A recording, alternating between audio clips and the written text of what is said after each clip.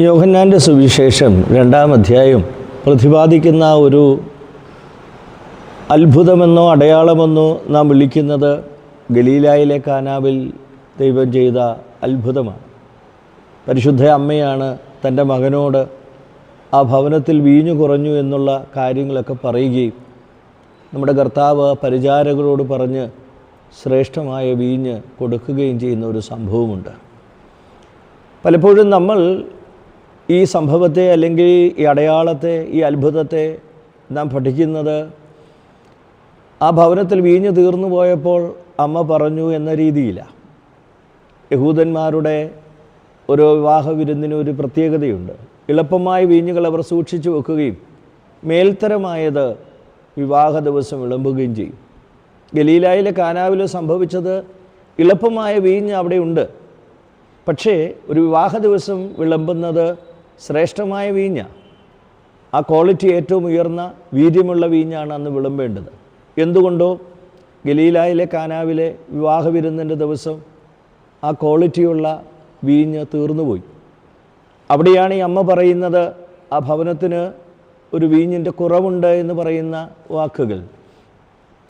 എന്നാൽ നമ്മളൊന്ന് മനസ്സിലാക്കേണ്ട കാര്യം, ഭവനത്തിൽ വീഞ്ഞ് കുറഞ്ഞു എന്നുള്ളത് സത്യമാണ്. പക്ഷേ എളുപ്പമായ വീഞ്ഞ് അവിടെയുണ്ട്.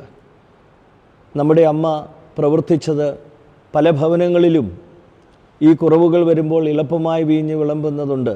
പക്ഷേ സമൂഹം അപ്പോൾ പറയുന്നൊരു വാക്കുണ്ട്, ആ ഭവനത്തിൽ ആ വിവാഹ ദിവസം വിളമ്പേണ്ട ശ്രേഷ്ഠമായ വീഞ്ഞിൻ്റെ കുറവുണ്ടല്ലോ എന്ന് സമൂഹം ആ ഭവനത്തെക്കുറിച്ച് പറയും.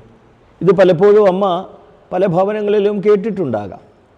അതുകൊണ്ടാണ് താൻ സ്നേഹിച്ച തന്നെയും തൻ്റെ ശിഷ്യന്മാരെയും കർത്താവിനെയൊക്കെ ക്ഷണിച്ചതായ ആ ഭവനത്തിന് സമൂഹം ഒരു കുറവ് പറയാതിരിക്കാൻ തക്കവണ്ണം അമ്മ ആ മകനോട് പറയുന്നുണ്ട്.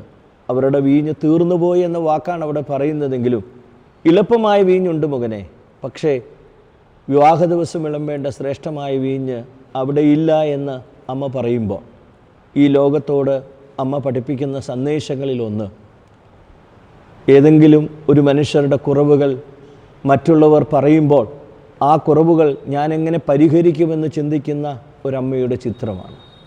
നമ്മുടെ ജീവിതത്തിൽ ഇത് എപ്പോഴും ഓർക്കണം. അവരുടെ കുറവുകൾ കേൾക്കുമ്പോൾ എങ്ങനെ എനിക്ക് ആ കുറവുകൾ പരിഹരിക്കാൻ കഴിയും, അതിനപ്പുറത്ത് അവരുടെ കുറവുകൾ 100 പേരെ അറിയിക്കുവാനുള്ള ശ്രമമല്ല. അതുകൊണ്ട് അമ്മ ഗലീലായിലെ കാനാവിലെ ആ വിവാഹ വിരുന്നിലൂടെ നമ്മെ പഠിപ്പിച്ചത്, ഒരുവൻ്റെ കുറവുകൾ സംഭവിക്കുമ്പോൾ എനിക്ക് ആ കുറവുകൾ പരിഹരിക്കാൻ കഴിയുമോ? അമ്മ അത് ശ്രേഷ്ഠമായി നിർവഹിച്ചു. അമ്മ അവരുടെ കുറവുകൾ പരിഹരിച്ചു. സമൂഹം ആ മണവാളനോടും മണവാട്ടിയോടും ആ കുടുംബത്തോടുമൊപ്പം ക്രിസ്തുവേശുവിൻ്റെ സന്തോഷത്തിലും ആനന്ദത്തിലും ആലോകമായി തീർന്നു. ക്രിസ്തു ഒരുപക്ഷെ വേദപുസ്തകത്തിൽ സംബന്ധിച്ച ഒരു വിവാഹമുണ്ടെങ്കിൽ അതാണ്. മണവാളൻ്റെ ഉപമകളും കന്യകമാരുടെ ഉപമകളൊക്കെ അദ്ദേഹം പറഞ്ഞിട്ടുണ്ടെങ്കിലും അദ്ദേഹം സംബന്ധിച്ച ഒരു വലിയ വിവാഹ ശുശ്രൂഷ ഗലീലായിലെ കാനാവൽ. അതുകൊണ്ട് നമ്മുടെയൊക്കെ വലിയ ആനന്ദങ്ങളിലും സന്തോഷങ്ങളിലും ക്രിസ്തു വരുമ്പോൾ ആ അമ്മയെയും കൂടെ നമ്മൾ ചേർത്ത് പിടിക്കണം. അമ്മ കൂടെയുണ്ടെങ്കിൽ നമ്മുടെ കുറവുകളൊക്കെ പറഞ്ഞ് പരിഹരിക്കുവാൻ ആ പുത്രനോട് അപേക്ഷിക്കും. ആ പുത്രൻ നമുക്ക് അർഹമായ കാര്യങ്ങൾ ചെയ്തു തരും. ആ അമ്മയുടെ മാധ്യസ്ഥം നമുക്കും തേടാം. ദൈവീക അനുഗ്രഹങ്ങൾ കൊണ്ട് നിറയട്ടെ.